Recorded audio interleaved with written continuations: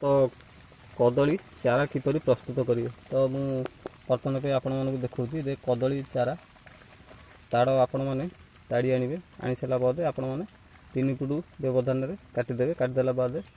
आपण मैंने गात खोलिक पोतीदेवे पोती सारा बाद लंबा लंबार पोतीदेवे प्राय 2 दिन 3 दिन अंतर पानी देवे पानी देला बाद आपण मैंने 15-20 दिन बाद देखिए आपण मानकर गोटे गोटे जगार चारा प्रस्तुत हम मुझे बर्तमान एक ट्रायल करी तो ये गोटे चारा ये गोटे चारा है प्राय चाखेंडे अंतर गोटे ना चारा हम आपण मैंने मझिरू कट पिस कर आपण मैंने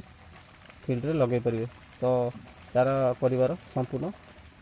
ट्रिक आपण मैंने जानीपारे तो फ्रेंड्स मैंने वीडियोटी भल लगे आम चैनल को सब्सक्राइब करेंगे और बहुत मात्रा शेयर करेंगे आम चैनल को सपोर्ट करेंगे मुझे एमती नुआ नुआ वीडियो नुआ नुआ ट्रिक आपण मैंने आम चैनल माध्यम देखिपारे।